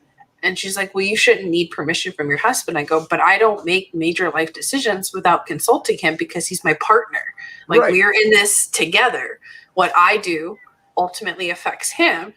So I use him as a sounding board. Like, hey, I'd like to do this. What do you think? Yeah. He doesn't control. And I had to explain to her, like, he doesn't control my life. But he deserves the respect of me at least giving him a heads up of what's going on in mine. Well, and exactly. It's like, if you shouldn't try to, if you're a therapist, you shouldn't try to put your beliefs and ideology on somebody else. The same as like when you're a teacher. I don't care what your beliefs are, but we're talking about me and this problem. And if you don't agree with how I live my life, hey, sorry. That's like, yeah, I remember what it was. I wanted to take a month off from school. And we were talking about how much stress school had been. And I was like, well, if I were to take a pause from school, that's something I need to discuss with my husband. And then she went off on her whole, you don't need permission from a man in your life. I'm like, but this affects him too. Yeah. And yeah, just because you have an opinion about this doesn't mean I have to have the same opinion about it as you. You're a therapist. You're supposed to listen to me, not try to. And I thought it was weird that a therapist would make a remark like that. I was like, that is so strange. So I was watching a little bit live earlier, and you said you thought she had feminist tendencies and stuff like that, and you're not a feminist. I tend to disagree with that. I think you are probably a shining example of what a feminist should be. You know what I mean? I don't identify with what it's become. Like I'll get that. To begin with, like, I don't think men are the devil. I don't. Yeah. I don't think men have equal rights. If I were to go to court with my husband for custody, who do you think's going to win? That is the type of feminist views that I hold. That if a man is a good father, he has just as much rights to that child as a woman does. And if a woman is going to do devious shit to take custody, then she shouldn't have that kid to begin with. So I tend to get in trouble with the feminist people because I hold that opinion about men, where men are equal. You are, I think, a freaking shining example. I mean, you're a strong woman. You served 6 years. You kicked ass, took a lot of names. You're like, okay, cool. I want to have a kid now. You got out for your own reasons and stuff like that. You are doing you and whatever you want to do. And like you said, your husband does not dictate what you do in your life. No. But you have the view that partners and me and my wife thankfully are the same way. And we consult each other. We ask each other questions. Although I want my wife to communicate more. I talk too much probably, but no. Jen, you're kicked ass. Yeah, he's my best friend. Like, why wouldn't I talk to him about it? Right. And it just blew my mind that she's just like, well, if you want to take a month off from, I was like, it's not about that. It's respect in our house. It's respect. It is respectful to let the other person know I'm going to do whatever the fuck I want to do anyways. But I'm at least going to let you know. What do you think? Well, now you're getting on that way feminist side. Like, I'm just kidding. Well, ultimately, if he didn't want me to take a month off from school, then I would have probably stuck with it. But I did take that month. He understood that this is probably a good thing for you. Let's reboot. He'd been seeing it, me pulling my hair out and stressing. No, you understand the fact enough, and you're involved in your life enough. You're taking all variables into consideration. You're thinking about your husband. You're thinking about your child. You're thinking about your home. You're thinking about your move. You're thinking about into making that decision. You put all those variables in your head and you shake it up and you scramble them up and then you sort through them. You're like, oh, if I do this, then this will happen. If I do this, then this will happen. So you're level-headed enough where you can make that decision with all those variables involved. You don't just, it's not one-sided, so to speak, with just your needs. You're going towards the family. Towards the family needs as well. And it took me a long time to do that, but there we go, Jade. Yeah. Mutual agreement on some level. Absolutely. Yeah. You got to understand how things affect other people. That's basic human consideration. You know what I mean? Don't be inconsiderate, for sure. Oh my gosh, that would not go down well with me. Oh yeah, I've heard that happen. There's so many times it's happened up here at the Des Moines VA. It's not even funny. Dude, that would not go down well with me. And especially with this COVID about, are you masked or no vaccine? Oh, you got to go over here. You got to do this. It's starting to be a problem. They won't listen. Exactly, Sheila. You keep freaking rocking, kittens. She is a valuable part of this team. I would say probably the anchor, because she's always here and she's always crocheting and showing cool shit and being a badass. So I'm so excited to finish that sweater so I can take I want to take really nice pictures, and I can be like, you have barbecue pictures, but I have crochet pictures. Crochet pictures. I want crocheting videos. I want to put crocheting videos into the intro video. Nice. I don't care who thinks it's boring. The stitching and stuff. If you could do some kind of creative with the phone, I could just have Matt hold the camera. That, or if you could do a stable mount with a micro or macro or whatever lens on it, and just do like a quick crazy stitch. I want to see them hands do some ninja stuff. Yes, I can try. I will work on that. We don't have a mount because I have a Canon M50. Yeah. So we have the lens. We've got the camera. I've got super shaky hands. And the nice feature about that camera is that it stabilizes it. So it accounts for shake. But my hands shake so bad that you can still see it in the video. Just get a cheap tripod or something like that. Like a Vivitar tripod off Amazon. Like that's what I have. This crochet in front of it. What's that? I think it froze. So I was like, I think I do have a cheap tripod that I got off Amazon, and then I'll just try to angle it down, so I can crochet in front of it, or over your shoulder and zoom in, and then I don't know what kind of output you got on it. You can maybe put it on the TV. I don't know. There's ways to do it. If you want to talk through it, we can freaking roll out with it. But I literally want to do. You're talking about some crocheting ninja hooker stuff. Let's go. I really, because that type of stuff, it's extremely dexterous. That takes a lot of skill and a lot of hand-eye coordination. People don't understand. I can cross stitch. I ain't done it in 20 years, but I can cross stitch. And you're like, it's precision stuff. I love it. And Sarah, I tried to teach my husband to crochet, and he just made a jumble. And I was like, no, you have to get the stitch. And he's like, how do you make all your stitches nice and neat? And I was like, I don't know. I always have. Yeah. I don't know. I can't teach you tension. You have to learn tension. Yep. Sai, is this what you're talking about? Yeah, they actually showed the video. He was watching the female swimmers, and he was up in the crowds knitting a hood. That's cool. And he goes, it helps me relax between races. I just sit there and I'll watch, and then I go back, and then I watch, and then I go back. That's I respect anything like that. My grandma did closely with your hands. I mean, I'm a machinist and a welder by trade. And anything that you have to be dexterous with, and know spatial orientation, know where your hands are, know where what you're using with your hands is going. It's anything like that. I absolutely adore. So my grandma used to crochet and knit like freaking mad. I mean, little koozies and blankets and whatever you wanted. Man, I gotta. You just you spurned me on a memory. I got a crocheted koozie that I need to dig out for next week. And she tried to teach me, and I have fat fingers, and I'm not built that way. I'm like Terra engine down. I can do, but knit, I can't. I don't have that dexterity.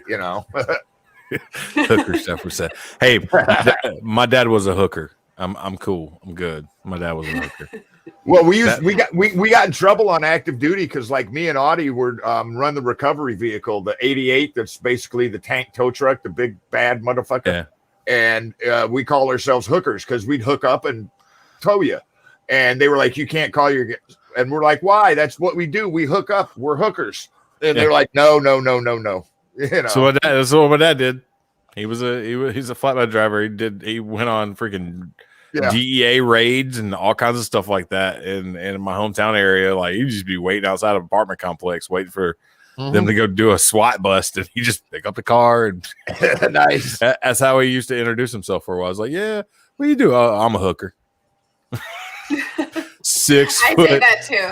I tell people that my favorite is a 9mm hooker, and they always just look at me like, "What?" And I was like, "It's a 9mm hook, and I'm a hooker." Yeah, people look at me weird, but it's hilarious. We'd answer to the 88's commo. We'd be like, "Hooker 1," and they're like, "Who is this?" And we're like, "Hooker 1," and they're like, "We're trying to get the 88 for a recovery mission. Mhm. You got us. We're Hooker 1 and 2. What do you need?" And We they're heard like, you know, we're like, what didn't you hear? You know. All right. It is the bottom of the hour again. What did he say? He drove the Goer Wrecker. I don't know what that is. I'm not sure what that is, Dad. Explain a little bit. I think that's the old. It was like Let me look that up. It had like 4 wheels and a little cab, and then it had a hookup on the back with 4 wheels and a little trailer. Like I think. Got it. Give me just a second. We'll pop I think it was similar to the Gamma Goat. If that's, I'm not sure. Let me share screen real quick. Oh, Boom. okay. Yeah, that. Yeah, okay. No. Oh, yeah. Yeah, that thing could articulate. Yeah, it was articulated. Yeah. Look at that crazy crap. That's cool. Nice. Yeah, I didn't know exactly what he had. That was one That of our looks posts. good. That was one of our posts, actually. God, that looks good. Like I said, it's better cold. Even Sonic Drive-In knows better. I did not plan that. I promise. I did not plan that. All right, I think we had tactically acquired last week. I did actually snatch some stuff. I actually found it earlier and put it on my backpack last week, and then Nice. like, screw it, I'm gonna take this off. This is kind of cool. Whatever. Anyway, this is one of our few segments that we do. We don't try to schedule all that much. We have some good open conversations. We kind of direct them a little bit back and forth, but it is the bottom of the hour. So now we'll go into tactically acquired. And yes, I made that logo in about 10 minutes. And that was like a couple months ago, whatever. So first off, I'll preface this with a couple weeks ago, we had Clint Sherb, the CEO of Gruntworks Clothing and Tactipolo Clothing on here. And that was an amazing conversation.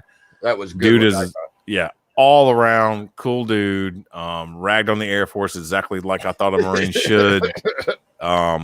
Gave us quite a few ideas, for our show, because I think they'd still sponsor the Veterans Trash Talk podcast and stuff like that. I am going to try to implement some of those ideas, like little short clips. Like all the stuff is recorded on YouTube. What we do, all the funny parts we do, the little short commercials. You know how Joe Rogan actually does it, the Joe Rogan shorts, whatever. Short little cut of conversation back and forth, and ended on good song, whatever. So we'll see. But anyway, I did get my Tech Polos in. Nice. And there's awesome. And I mean, the performance ones. This is a dark teal. This is the first time I've worn it. I haven't even worn it to work yet. Walked out, I was like, "Hey, how do you like this color?" My wife turned around, I'm like, "Ooh, I really like that color." I'm like, "Oh, thank you. Thank you." I did get a gray one. Matches my nails. It's kind of close. I think yours might be a little brighter, but all the Tactipolo guys, they have a little tactical dude, and I'll stand up and see if I can't get a little closer. But it's a little dude in a stack. Yeah, it's green, so the green screen is kind of taking over. But this one is the full color one. Literally has green fatigues, knee pads, boots, a backpack, night vision on top of his helmet, and a freaking rifle out front. Nice. Actually, it's just like this sticker. Nice. So I did get a gray one as well with this logo on it, the full American logo, like it just is charcoal gray. I like that. Stupid comfortable. They have a little bit longer hem on the bottom of them, so they tuck into your pants. So if you bend over, they don't freaking, come out of your pants. But that's the sticker that came with it. So pretty cool. Nice. Very comfortable. I'm gonna have we're to not look sponsored. That guy yeah, we're not sponsored by their show or anything or by their company or anything like that. Just a great guy that agreed to come on here. Just after a short conversation with him about Scramjet, and our viewers and hobbies. And there we go. Boom. That's what I like to see, Jen. Thank you. Thank you. I'm going to have to look those guys up, bro. Yeah. Good. They're good stuff. I think they got a few sales going on right there. And I think there's still a 10% off coupon code that I got when I checked out. So I just put it on the Scram Jett Facebook page. So look that up if you want to take a look at those guys. But super comfortable. I just put it on kind of for the show. I was wearing a t-shirt and gym shorts. I was like, oh yeah, I got my tech polos in. So another few things that I did find. I got this at a fellow buddy's race shop, and it kind of combines all of my hobbies into one. If you can see it says eat, sleep, race, suppressed. 5.56, 9mm, C16, and E85. Nice. C16 and E85 are both race fuels. So you can see it's a bullet crossed with a spark plug. Nice. Yeah. So it's like the perfect mixture for me. Like it is like, yeah. I found it the other day and I'm like, oh yeah, this is going on the backpack. Sorry, Felix, just replacing the barbecue sauce patch for a little bit because it's just too cool. So yeah, you got to swap them out now and then. Keep it fresh. Keep it fresh. So another one I found the other day was on the back of one of my tactical caps that I actually had in Turkey. Is you may be able to see it. Regular guy. It's a tab. Yeah, it's a tab, and I had this for probably over 10 years, and I would wear it on the back of one of my little tack caps or whatever. I'd shoot my 2 guns with it or whatever. Yeah. The guys come up and was like, what tab is that? I was like, bro, it's nothing. He's like, no, let me look at that. They'd turn around, they'd slap me on the shoulder and just start laughing because I'm shooting with freaking special forces group and like some TAC Ps and stuff like that. Those guys are all around Eglin. We're up there shooting together. They're like, I'm like, bro, I'm just an aircraft mechanic. Nothing, man.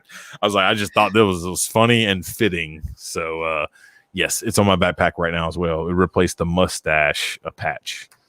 So that's my tactically acquired. You guys got anything within reach? If you don't, it's no big deal. I have a cup. It has a llama on it. Llama. And then it says no drama on the inside. No drama llama? No drama llama. Yeah. It's the cup I used for morning thoughts today. You have an unbelievable collection of coffee cups, kittens. I watch morning thoughts. I watch morning thoughts because a lot of them make sense, and to see what coffee cup you're using. Hell yeah. No drama llama. Yes. They have a cat one. I had a green one that had cat wearing big old glasses, but it got shattered when the dogs knocked it over. Ooh, so I want to replace that. And they have a couple other different ones that are these sizes. I saw it was a cat. So yes, I'm partial. I'm biased. I love the cat cups. If it is cat themed in any shape, way, or form, I want it. Yeah. I did forget. And I did not take a picture of a certain feature of this, but this is something that's very, very special to me. And this is a Stein that is very old. And I'll let you read it's actually gold lettered. Oh man, that might be. So it says Flight Simulator up top. Dean Larson, 1970 to 71. Hahn Air Base, Germany. Big German crest on the side. This is gold rimmed and everything. That's the real deal. Yeah. Yeah. Master of the Sky patch on that. And pewter top. Looks like a little F4 Phantom topper on it. But this was my grandfather's. He retired senior master sergeant. He was crew chief on B-52s actually at Ellsworth Air Force Base, where I was stationed. Where Jim was stationed, where Felix was stationed. He worked in the southeast corner of the King Hangar, is where his shop was. And I know you've been in the King Hangar, Jenny. So it was pretty special to get to go up there, be stationed up there. You know, as an adult, I'd been up there to visit as a kid because my grandfather was stationed there and met my grandmother at a bar in Sturgis. Nice. True story. Yeah, absolutely true story. She was a teacher in Belle Fourche, South Dakota, which is north of Spearfish, and she could not be seen drinking in her hometown. So her and a few friends went to a bar in Sturgis. Yeah, they did. They went down to Sturgis, and my grandfather happened to be up there, and that's when they met. And they got married, and they shipped out to Malmstrom Air Force Base in Montana and had my mom. That's where she was born. They came back down to Ellsworth, and that's where her twin sisters were born. I'm pretty sure I'm correct on this. And then after that, Scott Air Force Base, Germany, like boom, boom, boom. You know what I mean? Ended up Columbus Air Force Base, Mississippi, running. He was the maintenance supervisor for the flight simulators for T-38s and a few other jets, and ended up in Craig Air Force Base, which in Selma, where I was born when it was shut down. So, but this sat in his China cabinet, so to speak, for years and years and years. I remember looking up at this thing when I was very little and just seeing, oh man, that's beautiful, like, oh, cool. I just wanted to flip the top when I was a little kid. Right. You just want to hear the noise when you're a kid. Yeah. And this is definitely a traditional Stein. And if anybody knows what the traditional Stein is, when you finish your beer, you look down the bottom, you get to see something. Yeah. I don't think it's going to work here. So we don't have any backlight. You can kind of see a little bit. You can see a little bit of the relief there. Yeah, I got you. I got an idea. Cell phone. Oh, that might have. There you go. There you go. Yep. There you go. That worked. That's a real Stein. That's a real Stein right there. That's what you see when you look in the bottom when you're done with your beer, lady. So, man, I can't believe that worked that well, but it did. So that was been sitting over here for a couple weeks besides the computer, Thinking of my grandpa a lot. He was a great man. Raised my mother and her 4 siblings. Traveled all around the world and, kick some ass. So got a lot of memorabilia from him on my mom's side. My dad's side, maintenance technician, maintenance analysis. I think he got out when he was a tech sergeant. He was in the Army Air Corps from what I remember, and he was at the very, very end.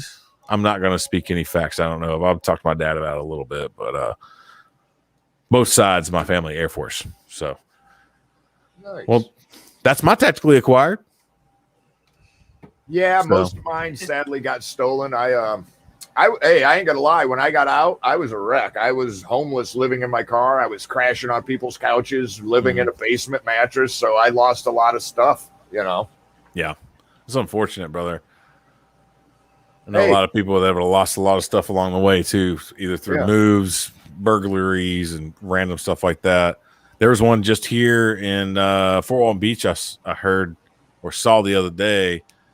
There's a burglary and the sheriff's department recovered a couple medals and stuff like that. So they're trying to find the owner and stuff like that. So anyway, well, that is tactically acquired.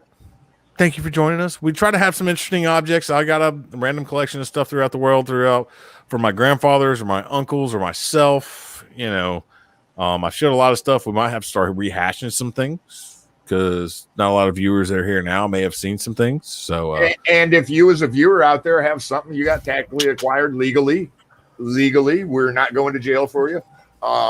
Send us a video, send us a picture or something, a little description about it. Webb will be sure and pop it up on there, Yep. Send us a small description. I know John sent us so much coins. We went through a bunch of those. Oh, yeah. Again, anything that is illegal, do not send to me. I will not pop it up. I'll probably not do research on it, but I will pop it up and it will see that, it's in your possession. I'm not going to court for you. None of us are. Yeah, that's good. And John, it was September 47. Thanks. Yeah. Leave it to the Army guy. Yeah, right. Hey, Audie, the freaking chairs are comfortable, bro. That's what happens when you work smarter, not harder. Just saying. It's nice. I scored.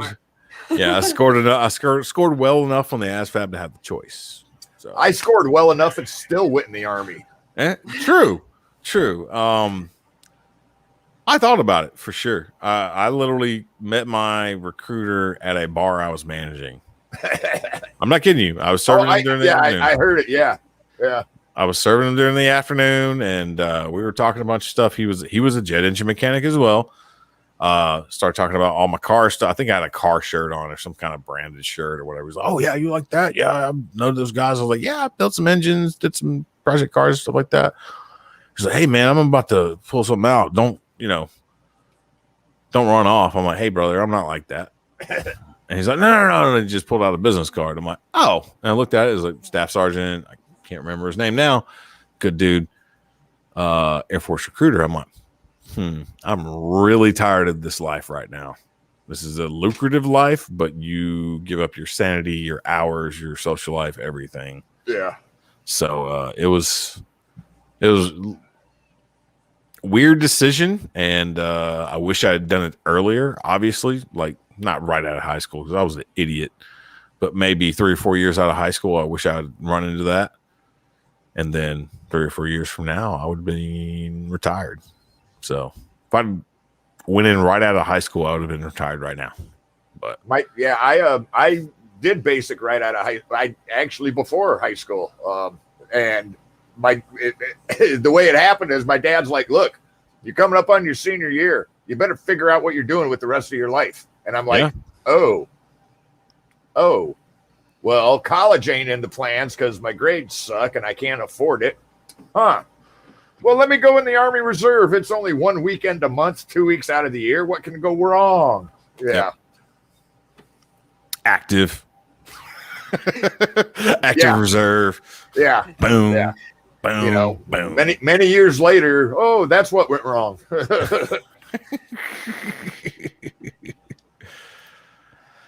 I just got a few things I've been thinking about this week. Through different events and stuff like that. Some with the network, some outside, even some stuff with the network. I've had other things that have compounded my thoughts on it. I put them on my phone actually last week one time because I get a lot of people sometimes at work. I'm like, "Hey, I need you to try to attempt this for me and stuff like that. Help me out with this project." And they're like, "I don't understand that. I'm not doing that." I'm like, "Okay, I'm not tasking you with it. I'm not your supervisor. Your supervisor asked you to help me with it, but I'm just saying, hey, can you take this piece of it and go with it?" "Well, I don't know how to do that." I'm like, "Oh, okay. Do you want me to give you some YouTube links or, you want me to Google it?" Not being an asshat about it, but like saying, hey, literally, like, don't be scared of stuff you don't understand. Right. Think of it as an opportunity to expand your knowledge base, expand you as a whole person. That's one of the biggest things that I was a proponent of in the Air Force when I started getting troops and started being a supervisor. And one guy in particular, Lloyd Aguama, and I don't know if he watches or whatever. I know he's still in the Fort Walton Beach area. I message him every now and then. Great dude. Hated the Air Force, hated the job. He was just getting so discouraged and stuff like this. "I just don't understand it. Blah, blah, blah, blah. I'll never get it." I'm like, "You can get it, man." I was like, "You just got to put your mind to it." I was like, put it this way. You're in the Air Force. You're not getting out of it right now unless you do something extreme. And you're not getting out of this job unless you do something extreme. I was like, well, right now, take it as a personal challenge to learn this better than anybody that you know. So you blossom as a person. You just have this as part of your personality. You never know where this will take you. You might hate this and then start understanding it more and begin to love it. But regardless, before you leave here, it's going to be a skill for you because I need you to do a job. But I want you to do it for yourself, to expand yourself. So if you're scared of stuff, try not to be. Try to understand a little bit more. There's too many outlets for research these days. Freaking YouTube University, man. You can get your master's degree off of YouTube almost these days. Oh, dang near, yeah. Freaking ridiculous. You just watch cuddling kittens on TikTok crochet, bro. You got your master's in crochet. Right. You probably get a minor in underwater basket weaving too. That's way less tough than crocheting, bro. You ain't got no hooks or nothing. So, it's just something that's been weighing on me a little bit this week. If you don't understand it, if you don't understand the process, don't just immediately invalidate it in your head that you could never do it or never understand it. There's millions of different variations of life out there that people go through and skills that they learn and stuff that you never even thought possible. And when it's brought to you, you're like, oh, it's impossible. No, it's not impossible. Somebody's doing it. You just don't understand it. So try. Always be a student, for sure. Another one, have an open mind. Do not assume your ideas and thoughts are the only way to a solution. Don't exclude people.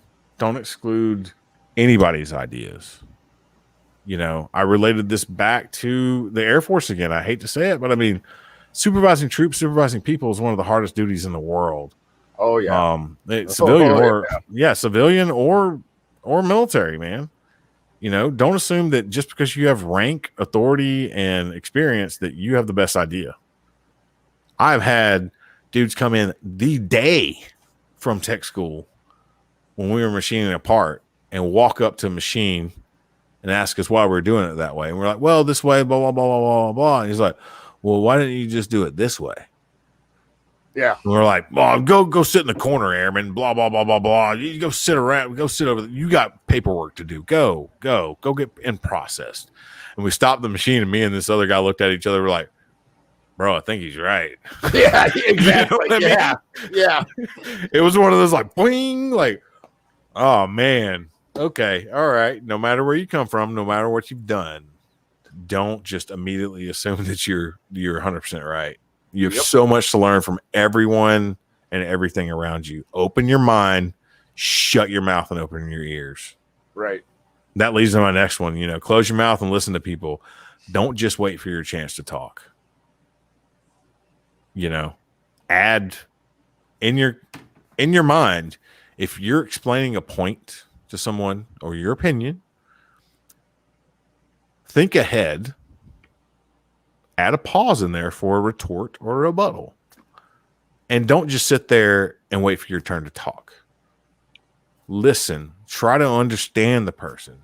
It's a lot of what's lacking in this entire world right now is people not wanting to understand anyone else's point of view because maybe that point of view has been demonized or you have a bad taste in your mouth about anybody that thinks remotely like that.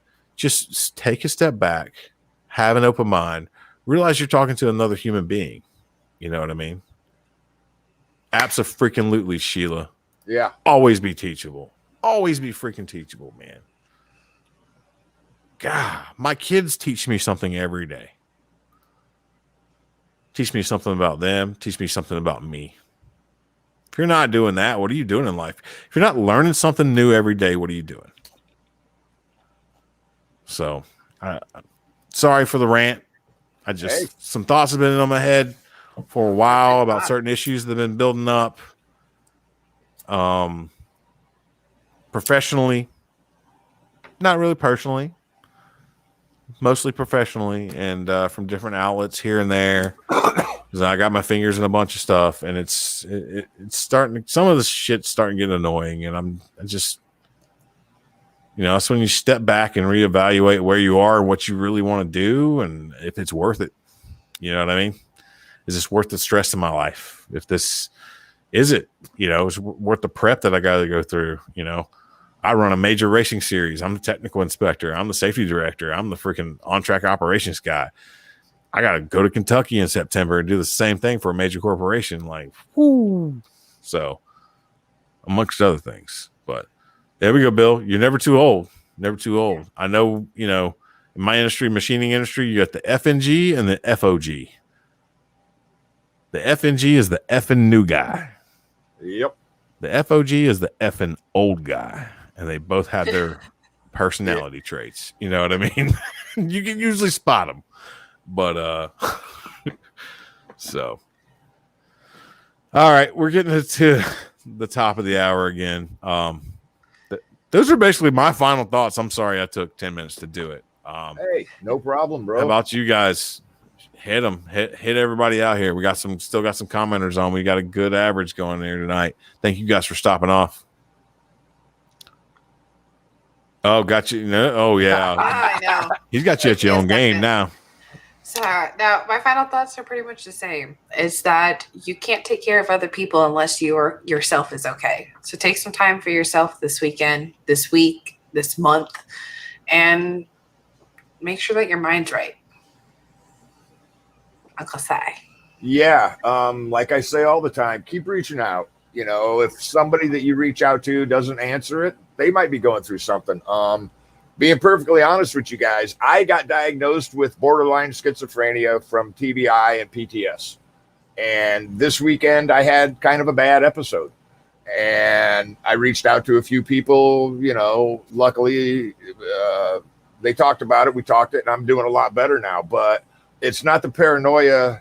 It's not the schizophrenia where like I see people and I got different personalities. I get paranoid about people talking about me. Yep. And you know, I had to reach out, you know, we're not, yep. You know, Felix had to go to Sacred Mountain, you know, reach out, you know, there is people that will listen, will help you through it. It might not be me. It might not be Webb, might not be Jen. Keep reaching out. Don't stop. You know, if you're at that point, reach out. Somebody somewhere will help you. We can direct you in the general direction you need to go. Like, you guys got to realize that this is kind of our therapy too.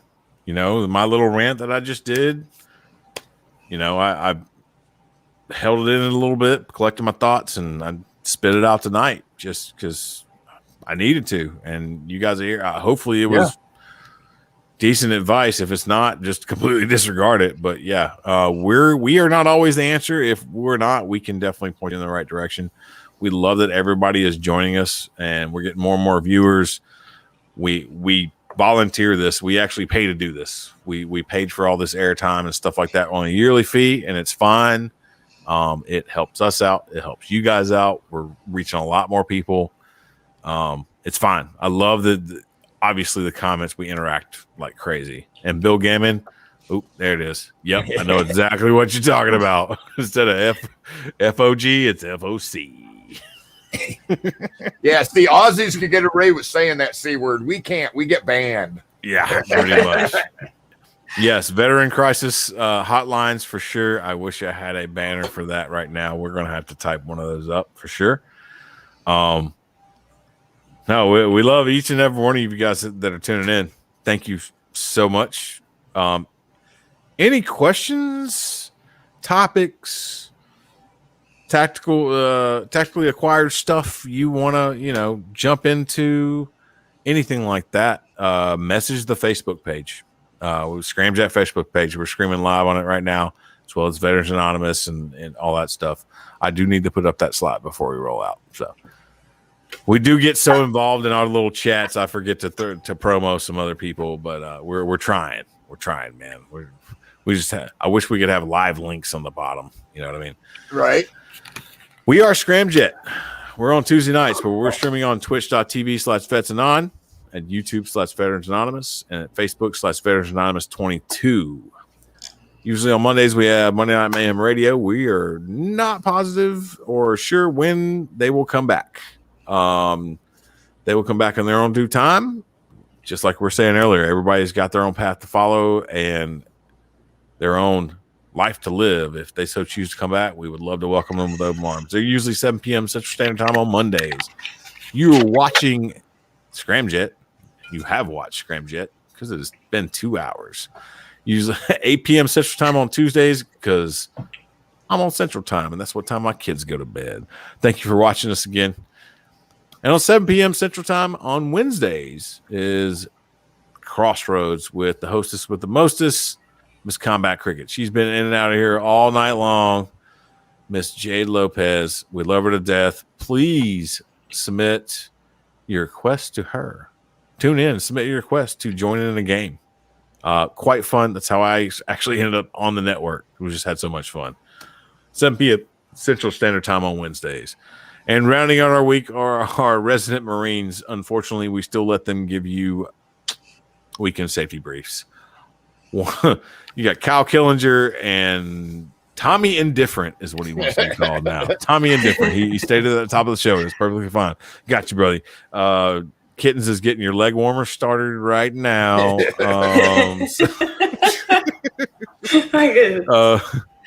The other one is Baby Jesus, aka Kyle Killinger, and he is on a 3,000-mile run across America right now. Let me see. I think he might have had I think he did his push-ups an update. already, Yeah. He did have an update. His website's down there. Is actually on because he's mybrother.com on Facebook.